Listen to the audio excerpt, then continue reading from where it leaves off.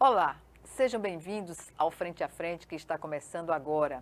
A nossa entrevista hoje é com o professor Emerson Soares, coordenador da Expedição Científica do Baixo São Francisco. Ele nos fala sobre as atividades da expedição e o lançamento do terceiro volume do livro intitulado O Baixo São Francisco, Características Ambientais e Sociais. E não poderia ser diferente, não é, professor? Seja bem-vindo ao Frente a Frente. Eu começo justamente questionando o que diferencia esse terceiro volume dos anteriores. Perfeito. Primeiramente, agradecer a oportunidade de estar aqui na TV Assembleia e compartilhando dessas informações tão importantes que é conhecer e propor ideias e políticas para o Baixo São Francisco. Esse livro é o terceiro volume, nós já temos dois anteriores, ou seja, a cada 2 anos de expedição a gente lança um livro fazendo uma coletânea de todos os trabalhos que foram desenvolvidos durante esse período, né? No caso, esse último trabalho foi de 2022 e 2023. A diferença desse principal para os outros volumes é a questão da gente ter aumentado as áreas de pesquisa.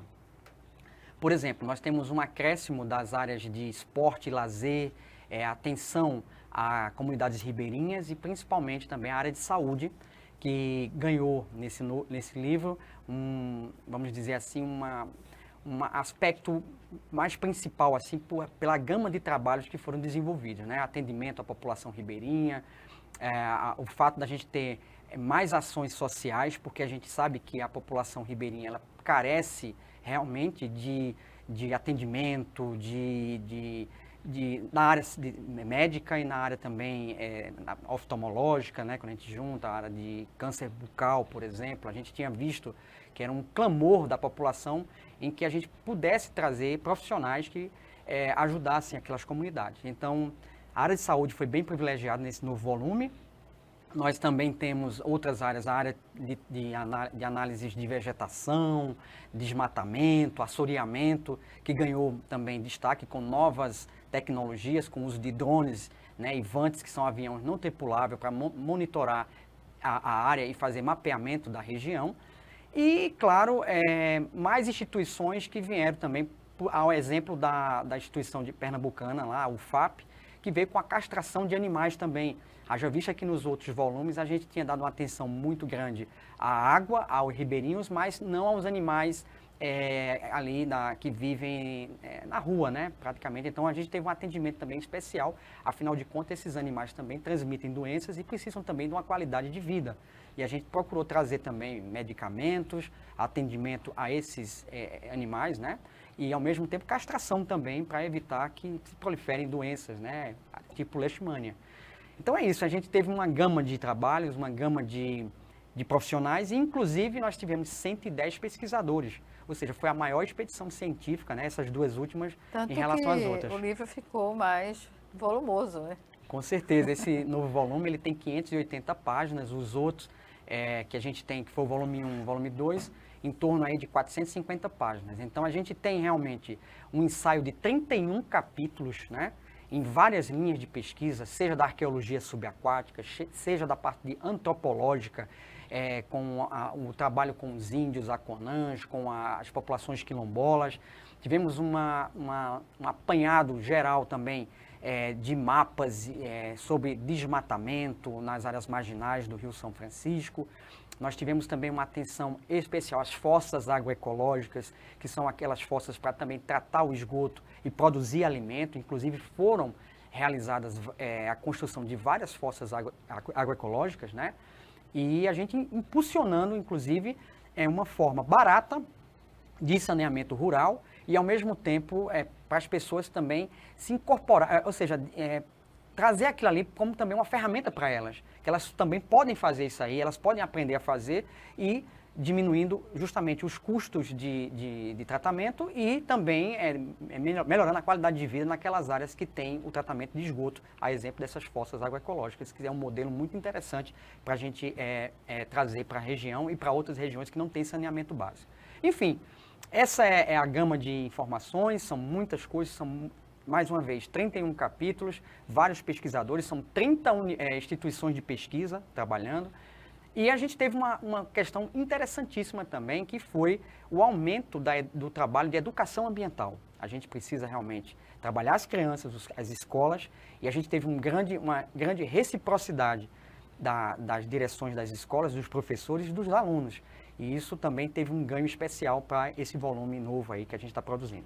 Professor, na condição de saúde da população atrelada às características ambientais e sociais abordadas nesse trabalho, o que dizer lá no Rio de São Francisco? Olha, no Baixo São Francisco. Então, o que a gente observou no Baixo São Francisco, por mais que nós tenhamos políticas que venham a melhorar as condições do ambiente no São Francisco, mas ainda nós carecemos muito de políticas públicas que venham realmente a resolver os problemas. Qual o maior problema hoje que se coloca para o Baixo São Francisco?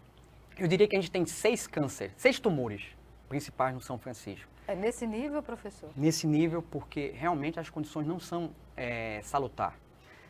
A gente tem muito problema, e aí eu vou citar os 6. Primeiro, o sistema de gestão das águas do São Francisco, com as hidrelétricas, ele deve ser melhor trabalhado, ter mais transparência e a população participar mais. O Baixo São Francisco sofre muito com isso. Quando retém essas águas lá em cima, e a gente sabe que é necessário para a geração de energia, mas isso tem que ser também ser de forma mais transparente e discutida. E a opinião do ribeirinho tem que ser ouvida. Então, a gestão das águas é um primeiro grande tumor no São Francisco. O segundo problema são os afluentes. Todos os afluentes do Baixo São Francisco, que são temporários, a maioria deles, eles carregam uma série de problemas. Agrotóxico, esgotos, terrenos erodidos, que vai cada vez mais tornando o São Francisco raso, assoreando o rio e trazendo problemas. Então, eu digo também que os afluentes têm que ser cuidados.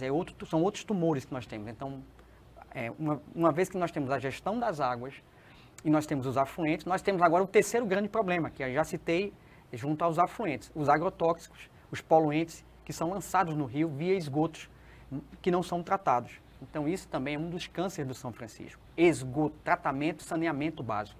Inexistente. Pra vocês terem ideia, todos os 505 municípios que fazem parte da bacia do São Francisco, a gente tem 2 municípios apenas que tratam seus esgotos 100%. O resto é lançado de alguma forma no Rio São Francisco. Quais são os 2 municípios que têm tratado? Um deles é Lagoa da Prata, em Minas Gerais. O outro também fica na região de Minas Gerais, me fugiu a memória agora, mas são os 2. Tem um trabalho do Comitê de Bacia que está privilegiando também municípios no submédio e médio São Francisco e aqui no Baixo, né? E eu espero que isso comece a melhorar o sistema, mas ainda temos muito por fazer. Então, os esgotos realmente é outro tumor que nós temos no São Francisco. O assoreamento é outro problema grave, porque essa vegetação desmatada nas áreas marginais, o solo fica solto, e esse solo, quando vem as chuvas ou quando vem o maior volume de água, arrasta todo esse sedimento para lá, o meio do rio, trazendo problemas e agravando mais ainda as condições do rio. O outro tumor são realmente o desmatamento na região, né? Queima descontrolada, desmatamento de vegetação marginal. E, finalmente, nós temos a salinização do Rio São Francisco como um dos tumores graves, que é a entrada do mar num continente, trazendo águas, o rio perde força, o mar adentra mais, e isso causa problemas de saúde, tanto para o ecossistema, como também para as pessoas que consomem a água do São Francisco. E muita gente consome a água, né? Muita. Em função disso, o que é que tem ocorrido na população? A população está adoecendo. Ela está adoecendo por termos mais poluentes na água, mais contaminantes. Essa água de má qualidade também traz doenças, parasitoses, né? A gente pode citar ancilostomíase, estossomose, nós temos salmonelas, nós temos ameba, nós temos giardia, nós temos uma série de verminoses também que acomete essa população. Por outro lado, também a questão da hipertensão, porque algumas pessoas adoecem também, às vezes não por só, a água por si só, às vezes ela está com um gosto um pouco menos agressivo de sal, né? Mas tem outros compostos, como cálcio, magnésio, potássio, que estão em níveis elevados e a gente não sente tanto. E essas pessoas vão incorporando isso no seu organismo e vão adoecendo. Então, hipertensão. Há também um problema com a alimentação dessas pessoas, porque muitas vezes essas pessoas, como elas não têm mais acesso a uma água de qualidade, e eu cito muito isso na Ford de São Francisco, a água está salina, então elas fazem o quê? Elas participam mais de programas do governo. E muitas vezes o programa do governo, essas pessoas estão acostumadas a comer o que elas colhem. E elas mudam a sua dieta. E a sua dieta vem recheada de carboidrato, de alguns compostos, que vai aumentar os níveis da glicose e essas pessoas vão tornar-se diabéticas. Então, essas são as principais causas. Tem outras, né? Por exemplo, podemos citar câncer de pele. Câncer, né? Apareceu aqui também, câncer labial. Câncer labial, câncer de pele, né? Para vocês terem ideia, tem muitas pessoas ainda que não têm acesso, né? As pessoas que estão em comunidades mais distantes da sede da cidade, que elas não têm acesso a uma boa qualidade nutricional e também uma boa qualidade médica de atendimento. Pessoas que nunca fizeram um exame ginecológico, isso acontece, então nunca tiveram acesso. E a gente precisa melhorar muito a condição de informação dessas pessoas, né? Para chegar realmente, não só chegar ao tratamento, mas também elas terem acesso a isso. Isso tem a ver com a educação ambiental da população, né, e de políticas públicas no setor, nos aparelhos públicos, digamos assim, né? Nos municípios, nos dirigentes. O que dizer, por exemplo, desse desafio da educação ambiental que deve chegar também à gestão? Perfeito. A educação ambiental é uma ferramenta que a gente teve, eu posso dizer para vocês que nós tivemos um grande êxito. O trabalho feito pelo professor Zé Vieira, com a equipe de educação ambiental, a SEMAR, o IMA, participaram, fizeram uma jornada científica nas escolas. O que nós percebemos na evolução desses últimos 6 anos é que realmente o envolvimento das escolas, dos professores, dos alunos, eles têm uma sensação de pertencimento à região agora. Antes a gente notava que a pessoa tinha o São Francisco apenas para tomar um banho ou para matar a sede animal ou para plantar. Hoje a sensação que a gente nota com esse trabalho de educação ambiental é de pertencimento, que as pessoas têm que fazer algo pelo rio, que as pessoas podem realmente contribuir mais e que elas podem ser um agente multiplicador que pode mudar a realidade de problemas na região. Isso é um trabalho formiguinha, mas que a gente faz na base das escolas para justamente essas pessoas serem multiplicadores e futuros gestores também. E a resposta foi muito positiva na educação ambiental. Muito positiva. Tanto de professores, dirigentes de escola, como também da comunidade. Eu acho que foi uma das coisas mais vitoriosas que nós tivemos, foi a gente ter esse feedback com as comunidades, com a população, com as escolas e a participação dos alunos, dos estudantes, no envolvimento com a questão ambiental.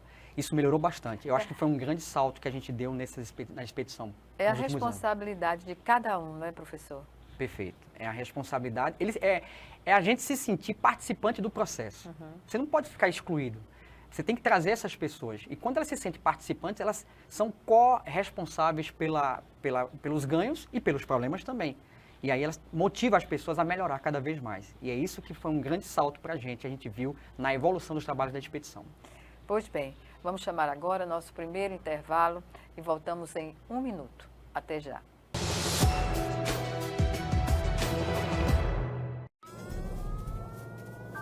Há mais de 40 anos, um grupo de médicos criou uma organização de emergência médico-humanitária capaz de oferecer ajuda às pessoas em meio a desastres naturais, epidemias ou guerras, atendendo os mais necessitados sem se importar com raça, religião ou ideologia. Hoje, Médicos Sem Fronteiras envia equipes totalmente preparadas para responder a emergências por todo o mundo. Nossos profissionais são financiados por pessoas como você e eu. Conheça-nos, participe, apoie, porque juntos chegamos mais longe.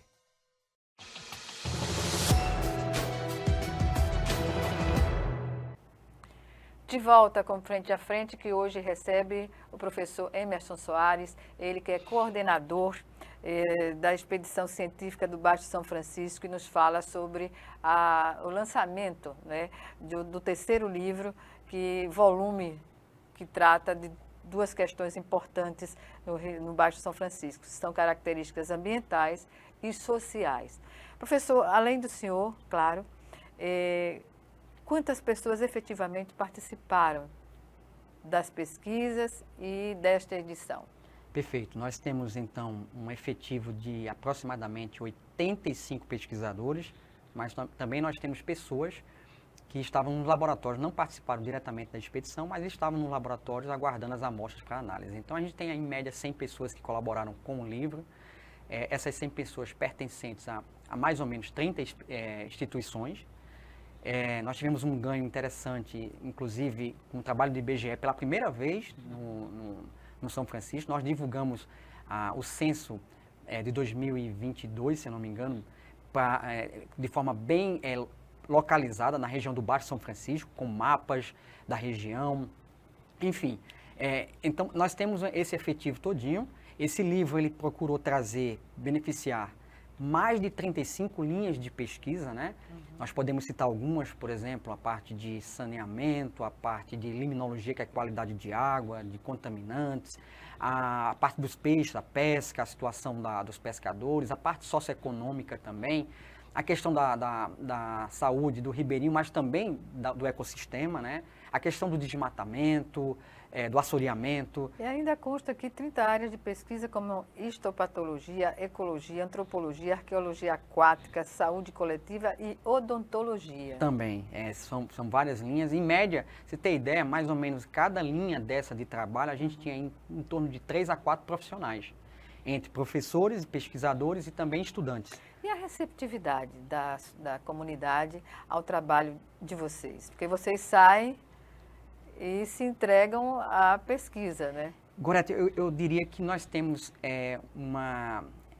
ao longo desses 6 anos, a gente evoluiu bastante, porque no início muitas pessoas viam a gente como desconfiança, porque já tiveram outras expedições, não com esse cunho, mas que na verdade não trouxeram grandes ganhos para as comunidades. E quando a gente mostrou que a gente tinha a intenção de compartilhar isso e que isso aí fosse um trabalho não só dos pesquisadores, mas também da própria população, a gente teve realmente uma reciprocidade muito boa.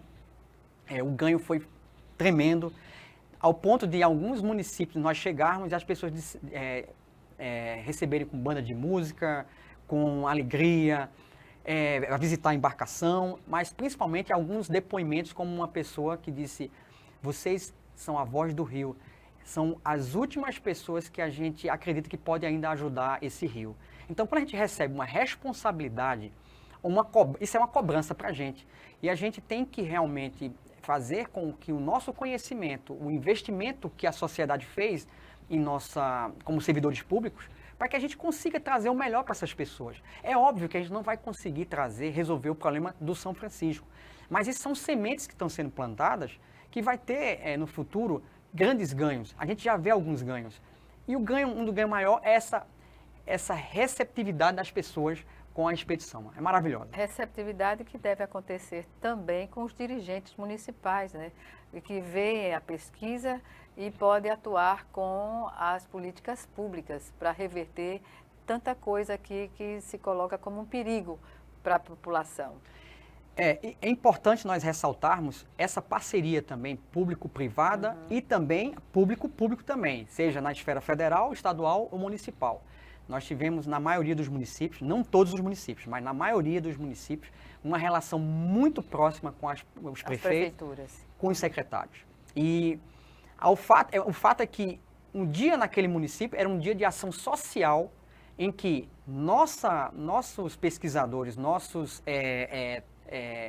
vamos dizer assim, nossa equipe estava trabalhando, interagindo com a equipe da prefeitura. Então, esse trabalho não foi feito apenas pelos pesquisadores, mas sim com a participação e a cooperação das prefeituras, dos secretários e dos próprios ribeirinhos e a população do município. Porque é custo zero para as prefeituras, né?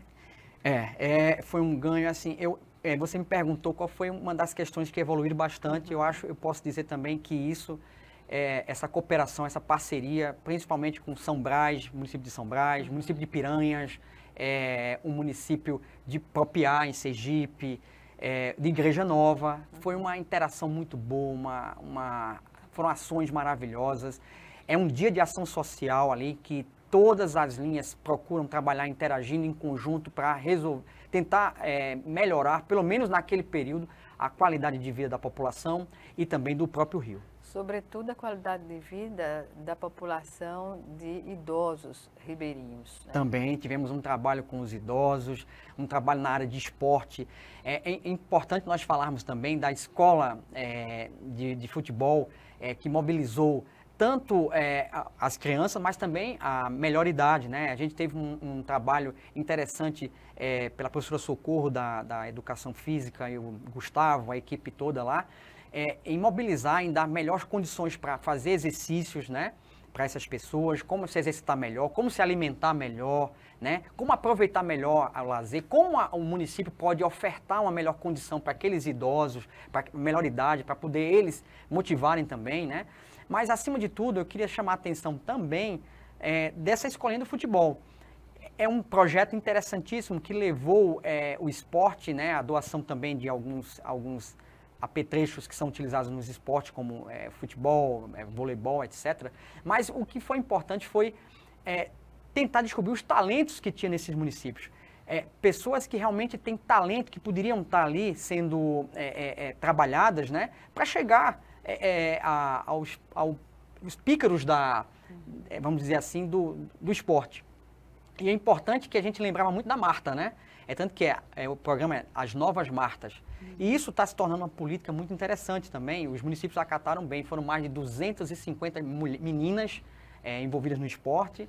E dali tem grandes talentos que estão sendo descobertos. Isso aí, para o futuro, vai ser uma coisa muito positiva para a região, né? Voltando à questão da contaminação, há pesticidas na região do Baixo São Francisco, professor? Sim, infelizmente é uma das situações que nós encontramos que agrava as condições, a qualidade de vida, tanto para o ecossistema, mas também para a biota e para as pessoas.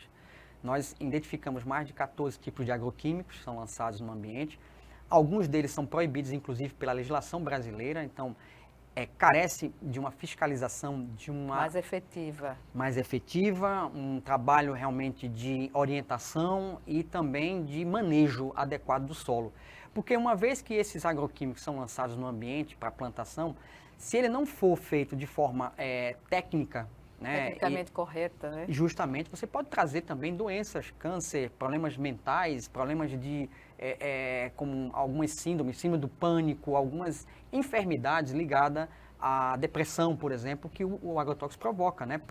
Você inalar e estar em contato direto. Mas, acima de tudo, Gorete, a questão também do solo. Um solo recheado de agroquímico, quando vem as chuvas, esse solo solto ele vai cair dentro do rio e vai levar esses pesticidas para dentro da água. Uma vez na água, ele contamina, ele não é facilmente diluído, ele vai contaminar os peixes, ele vai contaminar a própria água, vai matar alguns organismos e vai contaminar as pessoas que, porventura, se alimentarem desse peixe ou também consumir essa água. Essa mortandade de peixes recente tem a ver com essa poluição, com esse tipo de poluição na Laguna Mundaú, por exemplo? Perfeito. Nós monitoramos a Laguna Mundaú, é um dos locais, assim, eu diria que lindos de Maceió, mas infelizmente muito mal cuidado. A gente precisa de uma atenção especial ali. Nós vemos muitos agroquímicos naquela área, nós temos alguns compostos que são lançados via esgoto, são 8 fontes de contaminação na Laguna Mundaú. 8 fontes? 8 fontes. O rio Mundaú é um rio que traz muito agroquímico, principalmente quando vem as chuvas, ou no plantio da cana-de-açúcar. Nós temos a questão dos canais da Levada, do Trapiche, do Silva, que são canais de esgoto. Sem nenhum tratamento, com solventes, hidrocarbonetos, todo tipo de agressão ao ecossistema vem via esses canais. Nós temos a cidade de Coqueiro Seco, Santa Luzia do Norte também, que aportam alguns dos seus esgotos na região.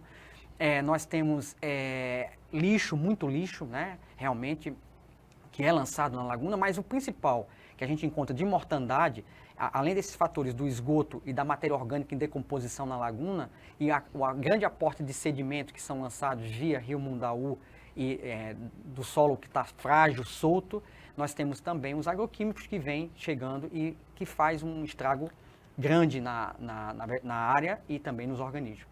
Pois é, e isso urge uma medida que é compartilhada, Estado, municípios, né? Com certeza, eu acho que está na hora da gente acordar. Realmente tem muita coisa sendo feita na laguna, a gente já tem muita coisa produzida na laguna, então a gente já sabe o que é que está agredindo, quais são os agressores, quais são os problemas, agora tem que tratar. O tratamento, às vezes, dizem, vamos fazer a questão da retirada de areia da laguna, né, do leito da laguna, para aprofundar mais ela, etc. Isso aí é uma coisa paliativa, nós temos que resolver o problema na base. O problema na base é você fazer um trabalho grande de replantio de vegetação ciliar, de manguezal, de realmente os espaços que estão ocupados por habitações, elas têm que ser ali áreas preservadas. Nós temos que cuidar, para esse solo não ficar solto, realmente respeitar a legislação e evitar o plantio ou o desmatamento das áreas marginais. Nós temos que fazer o saneamento básico, tratar o esgoto ali, né? Eu diria que se a gente tratasse os esgotos dessas fontes poluentes, nós teríamos aí 80% dos problemas da laguna resolvidos, 80%. Por quê? Por que só 80%? Não é só 80%, é 80% que daria um ganho fenomenal. Por quê? Porque as pessoas estão adoecendo. Essas pessoas adoecem e elas, de alguma forma, sobrecarregam o sistema de saúde, seja do município da região metropolitana, seja do próprio Maceió. Então, a gente evitaria de gastar mais recursos nisso aí. Perdão interrompê-lo. Sem problema. Professor. E em Maceió ainda tem a questão da Braskem, né? Ali nós temos a mina 18, né, que teve aquela problemática e a gente vem acompanhando com bastante atenção, inclusive naquela região ali que foi delimitada pela Defesa Civil, a gente tem um monitoramento especial. Por quê? Porque ali nós temos uma mina que teve aquele efeito Dolina em dezembro e a gente precisa estar monitorando para entender se há algum contato, se há alguma coisa que sai da mina para a água, se realmente ali está, vamos dizer assim, fechado o ambiente, se não tem mais como... Está seguro. Seguro, né? Eu sei que a Defesa Civil faz um trabalho excelente de monitoramento com a parte sismológica. A gente faz pela universidade com monitoramento da qualidade de água. E a gente monitora, Gorete, só para você ter ideia, nesse ponto da mina nós monitoramos 5 pontos específicos. Ou seja, é o ponto que mais temos pontos monitorados. Nós monitoramos 17 pontos em toda a laguna, mas só ali naquela região são 5 pontos. Você ter ideia de como a gente tem a preocupação de estar monitorando ali, entender se há alguma contaminação ou não. Até agora a gente viu que não.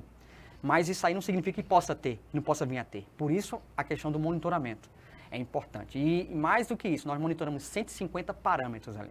Então, se passar, a gente costuma dizer o seguinte, é uma brincadeira. Se alguém espirrar na água, a gente consegue detectar pelos nossos equipamentos. São equipamentos que são de grande... são caros, inclusive. Pra você ter ideia, um reagente que a gente usa custa R$8.000. Um reagente só, pra você ter ideia. São equipamentos de mais de R$1 milhão que pega a gente faz o monitoramento em termos de PPT, são partículas muito pequenas, a gente consegue detectar. Interessante que a Defesa Civil, junto com outros órgãos, né, e a própria universidade, poderiam se consorciar no sentido de levar essas informações à população, né? Perfeito. A gente vem fazendo um trabalho de divulgação, inclusive nesse projeto da Laguna, a gente tem uma equipe também que eu acho muito importante. Para tranquilizar a população, sobretudo. Perfeito. Porque, veja só, Gorete, muitas vezes a gente como pesquisador, a gente não sabe transmitir a informação, né? A gente precisa realmente de um profissional habilitado, um jornalista. E a gente tem uma jornalista que é a Rosa, inclusive, ela faz esse trabalho de divulgação. O que é importante a gente saber? A Universidade Federal de Alagoas, ela tem um programa de monitoramento, não só ali na Laguna, é o do São Francisco, com as expedições, mas o que é mais importante, Gorete, é que a coisa não seja descontinuada. Como é que ela é descontinuada? Pois é, o que é que... Quando falta recursos. Como é que eu vou manter um equipamento de R$1 milhão, que é um equipamento que... Veja só, no Brasil, quando chegou aqui esse equipamento para a gente Eu acho que só tínhamos 5 desses equipamentos no Brasil. No Brasil. Um estava aqui em Alagoas. Um está em Alagoas. Foi comprado esse ano. Só que um equipamento desse para se manter, você tem ideia, a gente tem reagentes caríssimos, gases que a gente utiliza. Então a gente precisa de recursos para manter. O que acontece muitas vezes? O projeto ele vem, ele fica 3 anos, mas depois de 3 anos acaba. Seja pelo CNPq, seja pela FAPEAL, seja pela CAPES, seja pelos órgãos financiadores, acaba. E quando acaba, aí paralisa. A gente montou uma estrutura, nós formamos pessoas gabaritadas, pessoas importantes, que já conhecem a atividade, que estão preparadas, mas acaba que, se a gente não tiver uma atenção para ter esse monitoramento contínuo, constante, a gente não tem uma previsibilidade das coisas, a gente interrompe o processo e a gente perde essas pessoas porque vão atrás de emprego em outras regiões que têm mais recursos. Então, a descontinuidade se estabelece, né, professor? É isso que a gente tem que ter. A gente tem que ter um trabalho, uma atenção para que as coisas não sejam descontinuadas. A população precisa de saúde e a população precisa de monitoramento para políticas públicas serem efetivas. Perfeito. Vamos chamar agora o nosso segundo e último intervalo. E já, em 1 minuto, estaremos de volta.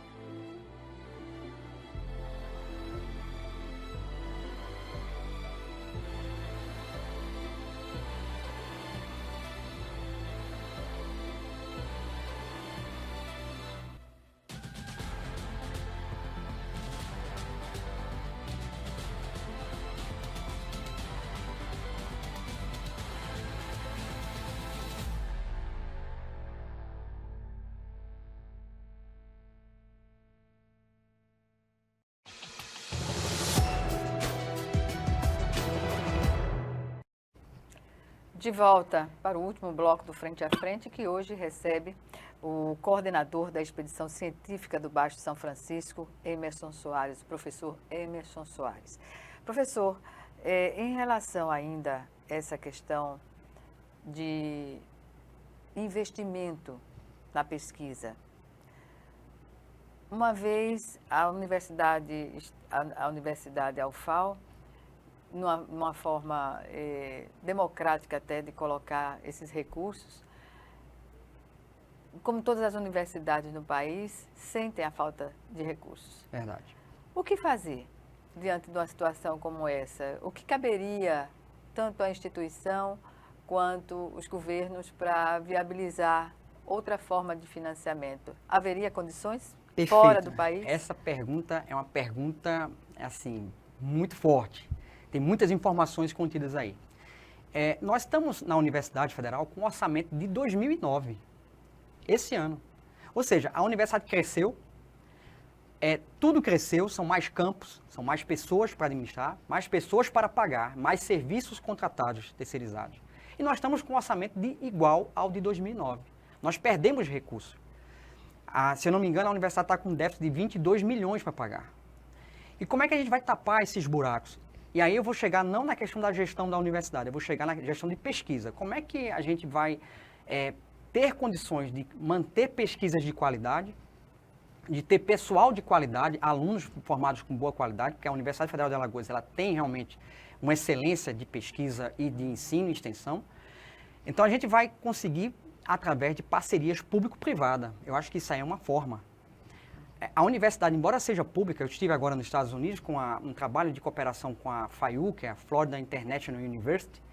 Lá é uma universidade pública, mas eles recebem aportes privados, é muito mais fácil. Claro que a gestão ali também é diferenciada daqui. A gente não pode mais esperar que o governo federal ele tenha que manter toda uma estrutura da universidade, não vai dar conta, porque é muita coisa para se resolver. São mais bolsas para gerir. E para também ter pessoas que são necessitadas e precisam de bolsas para estudar, né? Embora estejam na faculdade que é pública, mas elas precisam se manter. Alimentação, através de RU, através de serviços terceirizados, segurança, limpeza, água para pagar, energia, tudo tá mais caro. E aí você não tem como, com um orçamento menor, como honrar isso. A agroenergia deveria poupar, né? Uma vez que as instituições estão desenvolvendo pesquisa de benefício para a população. Perfeito. E lá na universidade a gente já tem um campo de geração de energia solar interessantíssimo, que já resolveu um dos problemas nossos de diminuição da conta de energia. Se eu não me engano, uma colega falou que a conta da universidade chegava por ano a 25 milhões de reais de energia. E já não é mais, já consegue, com geração de energia solar, que foi um projeto criado por uns professores da universidade e que foi aportado ali, o sistema todinho, é uma usina solar. Isso aí foi um dos problemas resolvidos. A água, a gente também paga muito caro, mas a gente tem um problema, que em todo canto nós temos a mania de pensar que a água é infinita. E não é, nós sabemos muito bem, quem mora no interior sabe disso, né? Na região do semiárido, na região do sertão. Mas enfim, o que é que nós podemos fazer com a ciência para ter mais recursos? Então, a primeira coisa, parcerias público-privadas. Mas para isso tem que ter uma aproximação da universidade, também do privado, e ter essa relação. Isso tem melhorado muito nos últimos anos. Nós recebemos grandes... Isso é uma realidade mundial. A gente recebeu um grande aporte de recursos, de projetos, com a parceria privada. O setor privado é muito importante. E a gente tem essa devolutiva. A universidade tem a devolutiva de trazer bons experimentos, boas pesquisas, e que isso também seja implementado nas empresas. Outra coisa que a gente pode fazer é realmente a gente ter uma política de recursos realmente direcionados à ciência. A ciência e a educação, assim como a saúde, eu não estou querendo dizer que é mais importante, mas a gente tem um déficit muito grande. E sempre que as pessoas pensam, eu acho que encaram que educação e ciência é uma coisa que não é investimento, é uma coisa que gera custo. Não é. Isso tem que mudar um pouco. Eu acho também, sabe, Gorete, que vai passar também por essa gestão do orçamento, né? Eu tenho uma opinião aqui, eu acho que o orçamento, quando você direciona 55 bilhões para o Congresso Nacional, está ali, isso aí também, de alguma forma, pesa um pouco para o Executivo executar recursos, porque falta, né, de alguma forma, para a gente. Essas relações também com universidades, vamos dizer assim, de outros países, isso também ajuda bastante, porque tem vários países aportando recursos. Vamos citar, por exemplo, o Pro-Amazônia, ou o Fundo Amazônico, que vem o quê? Você esteve recentemente na região norte do país, não é? Justamente, a gente vê lá que lá eles têm uns pacotes pela Floresta Amazônica, que recebe um fundo de biodiversidade, que vem de um aporte de países de primeiro mundo, que é para ajudar a questão do desmatamento e a desflorestação e também a emissão de carbono.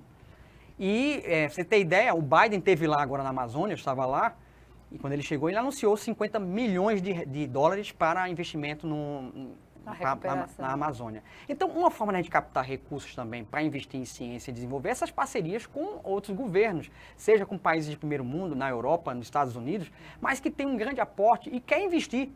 Eles querem investir. Claro, a gente tem que ver as áreas, né? Tem certas áreas prioritárias, assim. Mas eu acho que o campo vai passar por isso. Então, mais uma vez, a parceria público-privada, a questão de um orçamento direcionado realmente, sem haver corte para educação e ciência, e essas parcerias também com instituições internacionais, que vai melhorar realmente o aporte de recursos e vai propiciar que nós tenhamos condições de manter pesquisas de qualidade e produzir também políticas, porque as políticas públicas têm que se basear na ciência e na pesquisa, né? Isso é importante.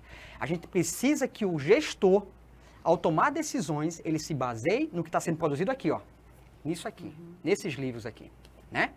E é isso que vai dar para a gente liberdade e mostrar o quanto nós temos condições de produzir e melhorar ainda. Agora, reverter situações graves, por exemplo. O que é que a gente está acontecendo conosco? Nós estamos perdendo cérebros para fora. Porque essas pessoas, elas têm uma qualidade, mas quando não tem a sua pesquisa, vamos dizer assim, ela tem uma pesquisa descontinuada, elas recebem propostas para ir para fora. E tem vários brasileiros, eu estive lá recentemente fora daqui, né? Tava migrando. Justo, vários brasileiros sendo chamados para universidades americanas. Quer dizer, nós estamos perdendo cérebros. Por quê? Porque nossas pesquisas merecem uma atenção especial. O pesquisador precisa de recursos, mas não é volumes grandes de recursos. São recursos que venham realmente a manter uma pesquisa de qualidade para poder ajudar a população e a sociedade brasileira. É isso que a gente precisa. O capítulo 26 da terceira edição, do terceiro volume, consta que a democratização do conhecimento geocientífico, o caso pioneiro do projeto IBGE Educa. Perfeito. Isso foi uma parceria com o IBGE, por isso que eu disse que uma dos grandes ganhos também que nós tivemos foi essa parceria com algumas instituições como o IBGE. Esse trabalho criou um censo específico para o Baixo São Francisco, né, com os municípios do Baixo São Francisco e que fazem parte da bacia do São Francisco, na região do Baixo São Francisco, trabalhando a questão de mapas, né, socioeducativos, socioambientais, modernos. Isso foi trabalhado junto às escolas. Inclusive, chama a atenção também do jogo Acauana, que foi feito pela Agência Nacional de Águas e um trabalho junto com o IBGE, mas principalmente esse com as escolas feito pela ANA, né, Agência Nacional de Águas. Mas o do IBGE, esse trabalho foi interessantíssimo, porque está, inclusive, na internet, está em portais e qualquer pessoa tem acesso e qualquer diretor ou professor ou aluno de escola também tem acesso. Professor, nos fale agora sobre esse projeto Aquatômia. Aquaponia. Aquaponia, exatamente. Esse projeto foi um projeto que nós idealizamos na universidade. Realmente, quem está coordenando agora é o professor Elton, perdoe-me. Mas eu fui um dos autores intelectuais, montei a proposta, nós submetemos. É um projeto que vai estabelecer 3 unidades de aquaponia. O que é aquaponia? É um sistema de cultivo de peixe e camarão, um policultivo, onde a água a gente tem essa água, ela é direcionada por energia solar, né, sem gasto de energia, ou seja, por energia solar. O bombeamento dela vai para hortaliças e para leguminosas, mas a gente tem, por exemplo, alface, tomate, que estão sendo cultivadas, né, com os nutrientes que vêm das excretas do peixe, né, que vai para ali. E outra parte dessa água é direcionada, essa água que está sendo tratada, é direcionada a um biodigestor que gera energia também. Então, já é uma realidade aqui. Já, nós estamos implantando 3 unidades, uma no presídio Baldomero Cavalcante, uma na Universidade Federal de Alagoas e uma também para os índios Varal, que fica numa área da igreja, eu não sei mais ou menos especificamente onde é o local, mas são unidades testes que vão servir de modelo para serem implantadas em outras regiões do país. O desempenho até então? A gente tem um trabalho de 2014 que nós publicamos com esse sistema. É um sistema altamente sustentável, produz tonelada de peixe e camarão, produz em cada ciclo de 2 meses, 3 meses, cerca de 500 pés de alface, cerca de 120 pés de tomate, gera energia elétrica para o sistema funcionar também à noite, quando a gente não tem energia solar. E o que é importantíssimo também é que vai treinar reeducandos e também vai ajudar pessoas, vamos dizer assim, que estão em vulnerabilidade, mas sendo treinadas para produzir um alimento. Então, produzir um peixe de qualidade, produzir um camarão de qualidade, uma água sendo tratada e renovada e recirculada, ou seja, a água não é desperdiçada, os nutrientes são absorvidos pelos vegetais, esses nutrientes, né, para eles crescerem, e o biodigestor também gerando energia, no caso, com essas excretas aí que geram gases, né? Enfim, esse é um projeto que o professor Elton está à frente, né? Eu estou nos bastidores, mas já está em andamento e brevemente vocês vão ouvir muito falar sobre isso aí. Pois é, algo que foi concebido da melhor maneira possível, com esse assessoramento científico. Não tem como não dar certo, não é, professor? Perfeito. A ciência, mais uma vez, ela abre portas, ela destrava segredos, né? E ela traz luz à escuridão, né? E a gente tem que usar ela como uma ferramenta importante nas políticas públicas. E a mais importante, que os gestores se apropriem disso também, e a própria população. Nós somos servidores públicos, então a gente está para servir a sociedade. A gente tem que dar o melhor da gente. A gente precisa de condições de trabalho, a gente precisa de recursos, para a gente tornar cada vez isso mais, vamos dizer assim, uma ferramenta mais potente para desenvolvimento ambiental, social e econômico. Todos sustentáveis. Com certeza. Professor, lamento informar, estamos no final da nossa entrevista. Eu poderia dizer só uma coisinha mais? Pois não. Posso pegar aqui o livro? Pode, fique à vontade. Só dizer que esse livro, a gente vai lançar ele, o terceiro volume, na segunda-feira, dia 9, às 2h da tarde, na frente, lá no SIC, na Edufal, na frente da Edufal, né? E com a presença de todos, convidamos quem quiser fazer presente lá, sintam-se convidados a prestigiar esse trabalho E, claro, a conversar com a gente também, tirar dúvidas e esclarecermos a qualquer coisa que vocês tenham também como dúvidas, tá bom? Então, esse é o nosso livro aí. Agradeço pela oportunidade, viu, Goreto? Mais uma vez. Eu que agradeço. Beber na fonte desse conhecimento.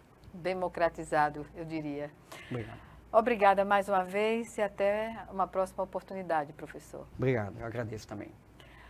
A você também, nossos agradecimentos por nos acompanhar e até o nosso próximo programa. Você gostou?